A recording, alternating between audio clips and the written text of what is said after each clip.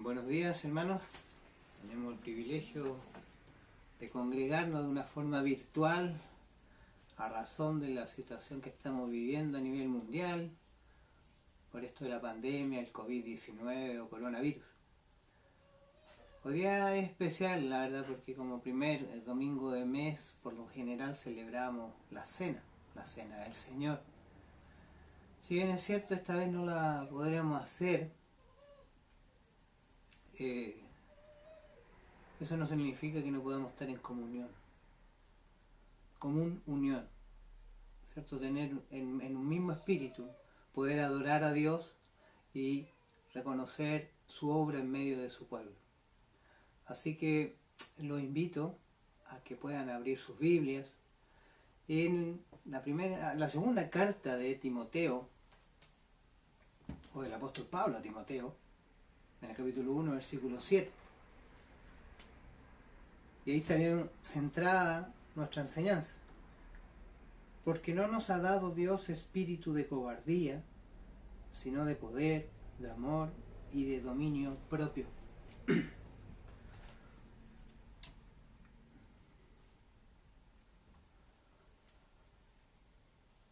Viendo los distintos medios electrónicos de información, las autoridades prevén en un futuro no lejano, más bien cercano, un incremento en las consultas psicológicas. Incluso posterior al tiempo de esta cuarentena mundial de la pandemia, seguirá incrementándose esta consulta psicológica. Y esto radica, ¿cierto?, a razón del aislamiento, la incertidumbre diaria, la constante alerta informativa, temor al contagio y evidentemente el detrimento económico. Y ahí se le puede agregar un etcétera, etcétera, etcétera. Ya que todo esto está generando temor en la ciudadanía. Y es la palabra temor precisamente la que resume todos los síntomas de las diferentes personas. Ansiedad, ¿cierto? Afán, como vimos el domingo pasado. Pero la palabra temor es la que resume esta realidad. Y el temor, la primera vez que aparece esa palabra en la escritura, es en boca de Adán, ahí en Génesis capítulo 3, versículo 10. El temor surge de la caída del hombre, de la condición en la que Dios lo creó. Si bien es cierto, hoy día usted podrá escuchar por ahí que son emociones que Dios nos dio, pero el temor surge a razón de la rebelión de Dios a la instrucción divina. Por consiguiente, surge de un alejamiento, alienación de Dios, del hombre de Dios. Por consiguiente, todo ser humano ya está afecto al temor. Después de que el hombre optó por desobedecer a Dios, llegó el temor a toda la raza humana. Por consiguiente, el cristiano no está exento de ese temor. ¿Cuál es la salvedad? Y eso también genera más angustia en el creyente, porque el creyente, por el hecho de conocer a Dios, saber de Dios, se genera un sentimiento doble. Por un lado está el temor y por otro lado esta sensación de fallarle a Dios porque sé de Dios, sé de su poder, sé de que Él tiene el poder de cambiar todas las circunstancias y sostenerme en momentos difíciles. Entonces se genera, además de este temor, este sentimiento de fallar en confiar en Dios. Hoy día, por medio de la Escritura, y más bien desde un enfoque desde la consejería bíblica, quiero mostrarles 3 recursos que Dios, por medio del Espíritu Santo, le ha dado al creyente para enfrentar el temor. 3 recursos que la Escritura menciona, dadas por Dios, por su Santo Espíritu, para enfrentar el temor. Ya que, como decía anteriormente, el creyente no está exento del temor, lo que sí debe entender que debe erradicarlo de su vida. Ya le cité el pasaje. 2 Timoteo capítulo 1 versículo 7. Porque no nos ha dado Dios espíritu de cobardía, que puede traducirse como timidez, temor, sino de poder, de amor y de dominio propio. Veamos un poco el contexto de esta carta, de la segunda carta de Pablo a Timoteo.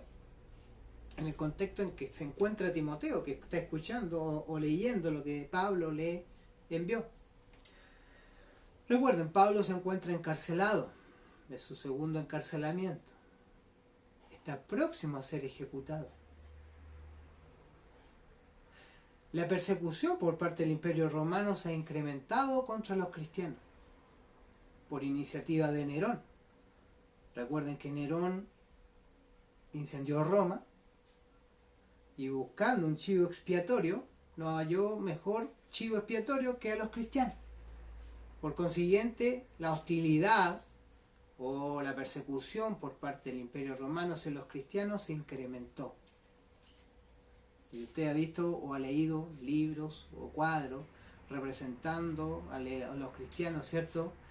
Siendo devorados por las bestias ahí en el Circus Maximus, o crucificados, siendo quemados, en fin. Además de eso, Timoteo está enfrentando, ¿cierto?, una hostilidad hacia su liderazgo. Está luchando dentro de la misma iglesia de Éfeso con aquellos que hostilmente resisten el liderazgo de Timoteo. Agregarle además, ¿cierto?, a estos falsos maestros que procuraban constantemente introducir, ¿cierto?, falsas enseñanzas a la iglesia, utilizando distintos métodos especialmente sofisticados en su época. O sea, todo esto se constituían en circunstancias abrumadoras, evidentemente para Timoteo. Estas circunstancias, ¿cierto?, que se erigían o se yerguen, ¿cierto?, sobre el ministerio de Timoteo ahí en Éfeso, sin duda lo hacen temer. Sin duda lo hacen languidecer ante tanta presión. Usted como líder de la iglesia o como hermano también puede languidecer ante tanta presión externa. Yo también, evidentemente. Por eso Pablo le habla a Timoteo y le recuerda, porque no nos ha dado Dios espíritu de cobardía, sino de poder, de amor y de dominio propio.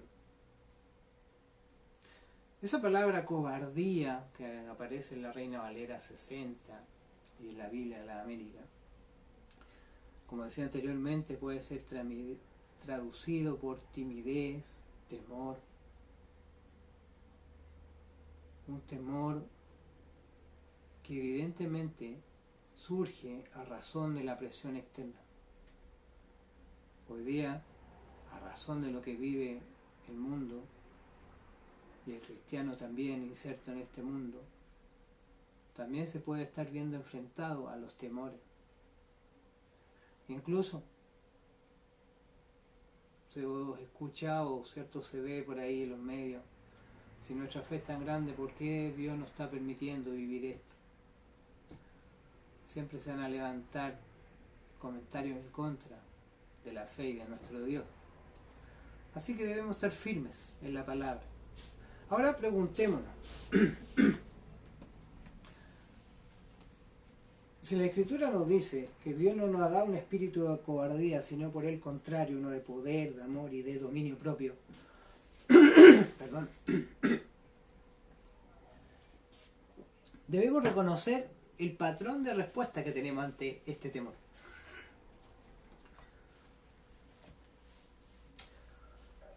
Debemos mirar cómo estamos respondiendo ante este temor. ¿Qué es lo peor que puede pasar? ¿Qué es lo peor que nos puede pasar? Esa forma de analizar nuestra respuesta ante el temor nos va a ayudar a entender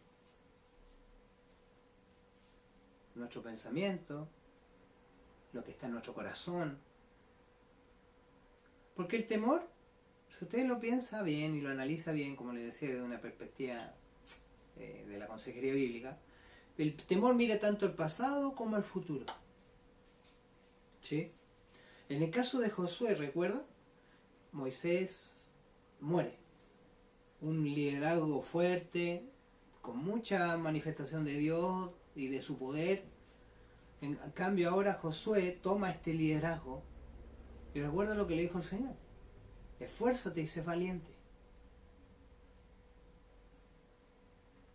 Evidentemente Josué miraba a Moisés o el liderazgo de Moisés y el suyo propio y dijo: bueno, yo no estoy a la altura de este tremendo varón. Pero Dios le dijo que así como estuvo con Moisés, estaría con él. Si usted se dio cuenta, Josué estaba mirando hacia el pasado y ese temor que se le levantaba en su corazón obedecía a mirar el pasado, a mirar el liderazgo de Moisés. Hoy día, tal vez nosotros miramos nuestro pasado y vivimos circunstancias desfavorables, adversas, y no queremos que se nos repitan. Por consiguiente, nuestro temor está fundado en lo vivido anteriormente. O por el contrario, mira al futuro, pensando que podemos vivir algo que no queremos vivir. Circunstancias adversas, temores levantados por un supuesto. ¿Se da cuenta? El temor entonces se enfoca en el pasado y en el futuro. Sigamos, para que vamos entendiendo nuestro corazón y lo que levanta el temor en nuestra mente y en nuestro corazón. Está centrado principalmente en el pasado y en el futuro. Pero Dios, por medio de su palabra, dice que nos ha dado 3 recursos. O Dios nos provee 3 recursos por medio de su Santo Espíritu para enfrentar el temor. Porque no nos ha dado Dios espíritu de cobardía, sino de poder, de amor y de dominio propio. 3 recursos dados por Dios por medio de su Santo Espíritu, el día en que usted y yo depositamos toda nuestra confianza en Jesucristo como nuestro Salvador, Señor y Rey. Aquellos que entienden un poco más la doctrina, el día que fuimos regenerados por el Espíritu Santo, cuando fuimos convencidos de pecado, justicia y juicio, cuando el Espíritu Santo obró en nuestro intelecto y fuimos sellados por el Espíritu Santo, en ese preciso momento estos 3 recursos vinieron al creyente. Están, es nosotros. Simplemente debemos tener conciencia de ello y apelar a ello para erradicar el temor de nosotros. El primero, que es mencionado por la Escritura ahí en segunda de Timoteo, o segunda carta a Timoteo, capítulo 1, versículo 7, es el poder. ¿Sí? Un poder. Hay que entender, claro, esta palabra poder, ¿cierto? Que en el griego es dunamis, esa misma que el apóstol Pablo ocupó en Romanos 1:16. ¿Por qué no me avergüenzo del Evangelio? Porque es poder de Dios. Esa misma palabra está aquí, dunamis. Muchas veces, ¿cierto? O se entiende que de esta palabra dunamis surgieron 2 palabras castellanas, dinamita y dínamo. Muchas veces se ocupa dinamita, ¿cierto? Porque uno ve que hay una explosión, un poder fuerte, ¿cierto? Pero la verdad que no es la mejor palabra. Es mejor dínamo. La palabra dinamita fue inventada recién ahí en el año 1866, o la dinamita fue inventada en 1866 por Alfred Nobel, el mismo que después, ¿cierto?, inventó los premios Nobel. De su apellido surge esta premiación, los premios Nobel. Por él por Alfred Nobel, como decía anteriormente, fue inventada la dinamita y ocupó esta palabra. Pero la dinamita tiene un efecto corto. Explota y se acaba. En cambio, la palabra dínamo representa mejor la acción del Espíritu Santo en el creyente, porque es una energización continua, es un poder continuo, constante. En el creyente, el poder que Dios nos ha dado por su Santo Espíritu es una constante, es una energización por medio del Espíritu constante en el creyente. De hecho, cuando el Señor Jesucristo le habló a los suyos, ahí en Lucas 24-29, les dijo: "Y aquí yo enviaré la promesa de mi Padre sobre vosotros, pero quedaos vosotros en la ciudad de Jerusalén hasta que seáis investidos de poder desde lo alto". Él anunciaba que vendría un poder desde lo alto enviado por Dios. Y el famoso pasaje, Hechos 1:8, pero recibiréis poder cuando haya venido sobre vosotros el Espíritu Santo, y me seréis testigos en Jerusalén, en toda Judea, en Samaria, y hasta lo último de la tierra. ¿Cierto? El Espíritu Santo trae este poder para testificar de Dios. Esta fuerza, esta capacidad, esta energía para hacer frente a la adversidad procede de Dios por medio de su Santo Espíritu y ha venido a nosotros, todos los creyentes, en el momento que creímos en el Señor como nuestro Salvador, Señor y Rey. Recuerden Pablo a los Efesios, él les dice el motivo de su oración: para que entendieran, para que les fuera alumbrado los ojos del entendimiento de lo que ya tenían. Efesios 1:18-20 dice: alumbrando los ojos de vuestro entendimiento, para que sepáis cuál es la esperanza a que Él os ha llamado, y cuáles las riquezas de la gloria de su herencia en los santos, y cuál la supereminente grandeza de su poder para con nosotros los que creemos, según la operación del poder de su fuerza, la cual operó en Cristo, resucitándole de los muertos y sentándole a su diestra en los lugares celestiales. Pablo quería que los efesios entendieran el poder de Dios, descansando en ello y mostrándoles como ejemplo ese poder, o citándoles como ejemplo de ese poder, la resurrección de Jesucristo. Ese poder descansa en cada creyente.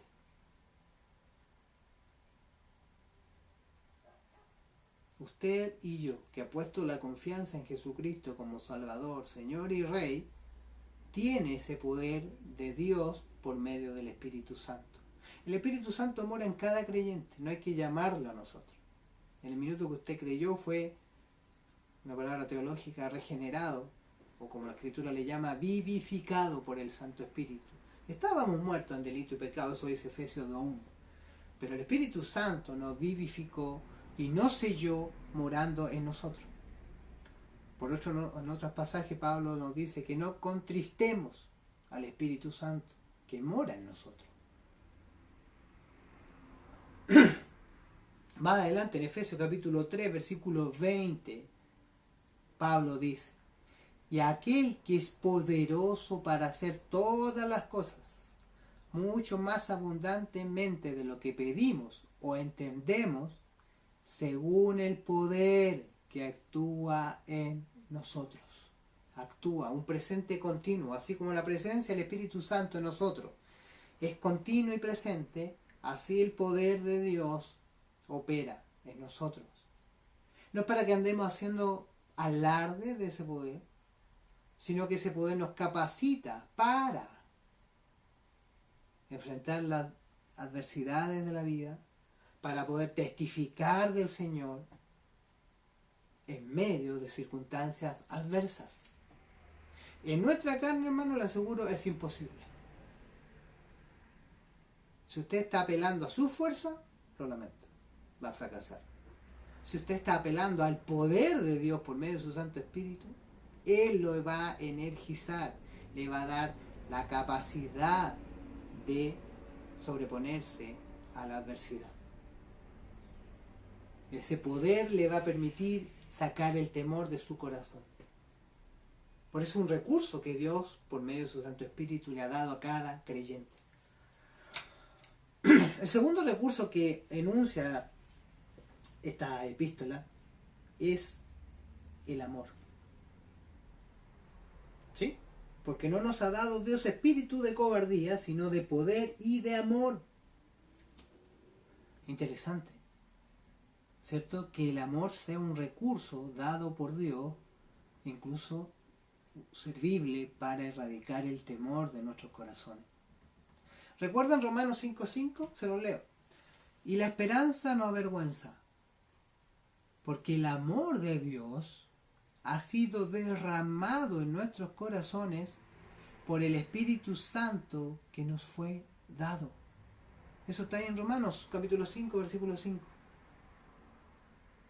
El amor de Dios ha sido derramado en nuestros corazones por el Espíritu Santo que nos fue dado. El Espíritu Santo nos fue dado y Dios ha derramado de su amor por medio del Santo Espíritu en nosotros. El amor de Dios no es emocional ni condicional. No es ese amor que nos vemos en las películas, que miramos a alguien y nos salen corazoncitos. No es ese amor emocional. Porque usted sabe que las emociones son fluctuantes. El amor de Dios no es así, ni es condicional. A que usted se porte bien o yo me porte bien o me porte mal, no. Es constante. Ni es sensual y egoísta, como el amor eros o erótico, ¿cierto? Sino el amor que describe aquí la Escritura es ese amor ágape. Ese amor volitivo y desinteresado, que busca y desea el bien de la persona que se ama. Es el amor de Dios. Busca el bien de los suyos. Por eso la Escritura dice que nosotros le amamos porque Él nos amó primero. Además, si usted recuerda el fruto del Espíritu mencionado en Gálatas 5:22, el primero es el amor. Amor, gozo, paz. Primero, de la manifestación del Espíritu Santo en nosotros, o el fruto del Espíritu Santo, es amor. Después viene el gozo, paz, paciencia. Y usted sabe los demás elementos de este fruto del Espíritu. El amor ha sido dado por el Padre o derramado por Dios en nuestros corazones por medio del Santo Espíritu. Por consiguiente, también es continuo, constante. Y a Él debemos apelar para erradicar el temor en nuestros corazones. Y aquí quiero centrarme un poco más en la consejería bíblica, porque la pregunta que se hace habitualmente a la persona que dice que tiene temor siendo creyente, uno le preguntaría, ¿cuál es el foco de tu temor? Vimos que el temor mira el pasado y el futuro. Pero ahora el foco de tu temor, ¿cuál es? ¿Sabes cuál es? La autoprotección. ¿Sí? Autoprotegernos. De vivir algo que ya vivimos o de vivir algo que podemos vivir. Nos estamos cubriendo. Nos estamos autoprotegiendo. Nos preocupa el futuro y no queremos vivir nada malo. Usted me dirá que eso es lógico, por supuesto que es lógico. Pero ¿usted entiende que Dios es soberano? Esta carta, cuando Pablo la escribió, se la escribió a Timoteo. Él estaba encarcelado. Y estaba próximo a ser ejecutado. Él le está diciendo a Timoteo que no nos ha dado Dios espíritu de cobardía. Cuando Pablo estaba escribiendo esto, sin duda no tenía ningún temor. Porque él tenía claro que la Escritura, o él lo había entendido muy bien, que el creyente muerto al cuerpo, presente al Señor. ¿Qué sostiene entonces? La fe es la convicción de lo que no se ve. Recuerdan Hebreos 11:1. Es la convicción de lo que la Escritura nos dice. Es dar fe y entender que lo que Dios ha escrito en su palabra es así y así será. ¿Se da cuenta que está ligado el conocimiento de Dios, el entendimiento de la Escritura, el Espíritu Santo en nosotros? El Espíritu Santo ocupa, las Escrituras para darnos fortaleza. No se puede separar la obra del Espíritu Santo y la palabra para darnos convicción, para darnos fortaleza. Si el foco de mi temor es la autoprotección, ¿cierto? Y usted recuerda 1 Juan 4:18, en el cual dice, en el amor no hay temor. Cito el texto nuevamente. 1 Juan 4:18.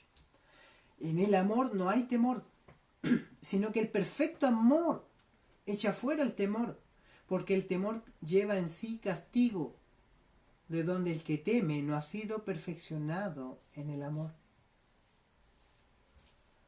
El perfecto amor nos permite hacer un cambio de sentido, ¿cierto? O un cambio de foco, o cambio de sentido de nuestro enfoque, para amar y servir a Dios y a los demás. Ahora la pregunta, ¿por qué no funciona? Porque debemos entender claramente que esta autoprotección nos hace encerrarnos en nosotros mismos. ¿Sí? Cuando usted se autoprotege, y yo me autoprotejo, ¿en quién nos centramos? En nosotros mismos.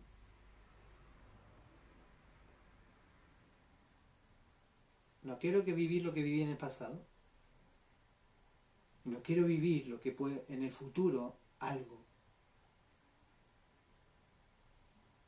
El temor miró al pasado, al futuro, y se centró en mí. Y usted se centra en usted mismo. ¿Cómo lo erradico? ¿Cierto? Porque es natural que nos centremos en nosotros. ¿Cómo lo erradico? Si me amo a mí mismo y protegerme a mí mismo son estas causas que generan este temor, este desaliento, ¿cómo lo erradico? ¿Recuerdan? Cuando se le preguntó al Señor Jesucristo cuál era el gran mandamiento, ahí en Mateo 22, 36, 40, ¿qué dijo el Señor Jesucristo? Jesús les dijo, amarás al Señor tu Dios con todo tu corazón y con toda tu alma y con toda tu mente. Ese es el primero y grande mandamiento. Y el segundo es semejante, amarás a tu prójimo como a ti mismo. De todos o de estos dos mandamientos dependen toda la ley y los profetas. ¿Cuál es el primer mandamiento? ¿O el mandamiento con más fuerza? Amarás al Señor tu Dios con todo tu corazón y con toda tu alma y con toda tu mente. O sea, el amor de que está hablando aquí Pablo no es el amor propio, es el amor a Dios. No el amor a autoprotegerme, sino el amor que le tenemos a Dios. ¿Se da cuenta? Cambia el enfoque. El temor se centra en mí, en usted, en el pasado, para no repetir algo que viví, en el futuro, porque no quiero vivir eso posible que pueda vivir, que me genera temor. Entonces saco el foco de mí y este amor me hace centrarme en Dios.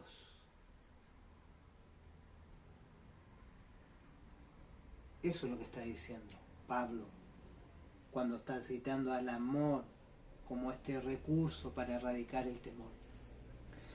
Permítame citar algo de los maestros nuestros en la consejería bíblica. Ellos lo explicaron de esta manera.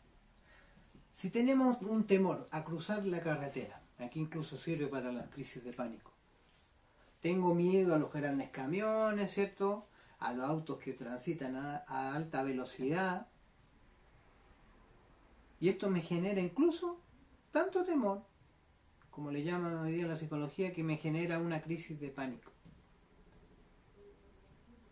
¿Qué hago para evitar esto? Evidentemente buscaré la forma de evitarlo. Pero ¿qué ocurre si uno de nuestros hijos corre hacia esta carretera que le tengo tanto pavor por los camiones y los autos? Me centro en mí y me abrazo y total, yo estoy bien ahora en este minuto y dejo que nuestro hijo o el hijo corra hacia esa carretera. ¿Qué hago? ¿Qué se haría? Se deja ese temor a un lado y se centra en el amor que le tengo al hijo y corremos a buscarlo a pesar de que le tengo ese temor a los vehículos, a los camiones, ¿cierto? ¿Y qué hago? Ese amor que es mayor por nuestro hijo me hace olvidar ese temor.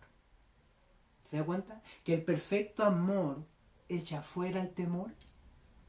Cuando este amor se volcó en el niño, en la niña que corre hacia esa carretera que le tengo tanto pavor o temor, dejó fuera el temor. Cuando amo a Dios más de lo que me amo a mí mismo, camino por fe, aun cuando es difícil. Cuando Dios es el foco de mi atención y mi amor hacia Él está centrado en su persona, tengo el foco correcto, el temor sale del corazón. El amor perfecto expulsa el miedo cuando hemos cambiado el foco de nuestra atención. Ya no soy yo, no es usted, es Dios. Así el amor perfecto, echa fuera el temor. El tercer recurso que Pablo le menciona a Timoteo que tenemos todos los cristianos es el dominio propio. Se puede traducir como una mente sana o una mente disciplinada. ¿Sí? No son muchas las veces que aparece este término, dominio propio, especialmente en la palabra griega. Es tener una mente sana, tener un dominio propio al punto de tener la perspectiva correcta. La perspectiva correcta es la perspectiva divina, revelada en su palabra. Al tener esta mente sana o este dominio propio, me va a permitir evaluar y considerar todo de forma correcta, a la luz de la Escritura, no a la luz de lo que el mundo me informa, o me dice, o me plantea. Miren cómo el pastor John MacArthur hace una descripción de este término dominio propio. El dominio propio que Dios da permite que los creyentes controlen todo elemento en sus vidas, ya sea positivo o negativo. Les permite experimentar éxitos sin volverse orgullosos y sufrir fracasos sin volverse amargados o perder la esperanza. Porque al tener una mente sana, o tener un dominio propio, o una mente disciplinada, que podría ser otra traducción, nos hace enfocarnos en la verdad revelada de la palabra de Dios, creer y confiar en Dios, que todas las cosas están bajo su dominio y poder, y elegir actuar en amor hacia Dios y a los demás. ¿Recuerdan la primera palabra o la primera pregunta del Catecismo Menor de Westminster? Los que se congregan habitualmente con nosotros en los roles ya lo deben saber. El fin ¿Cuál es el fin primordial del hombre? Vivir para gloria de Dios y gozar de Él para siempre.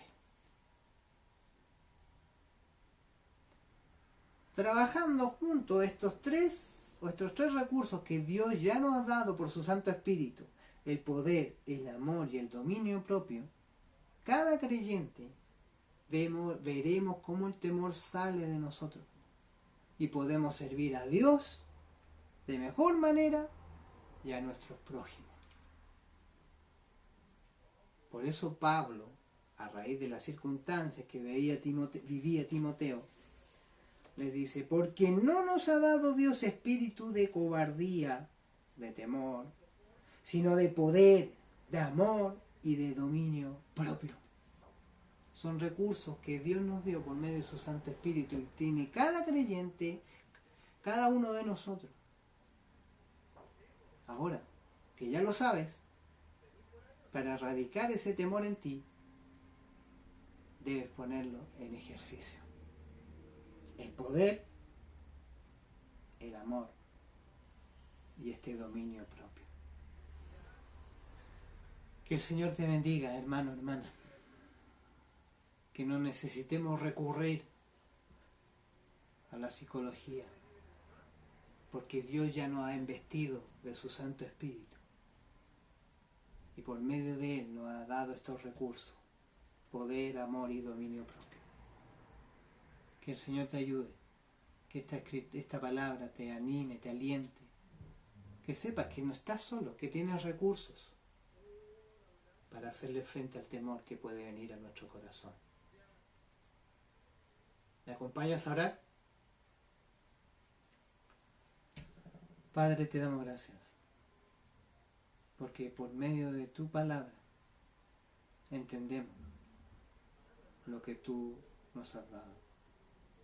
Que en ti estamos cubiertos, que en ti, Señor, estamos provistos de todo lo que necesitamos.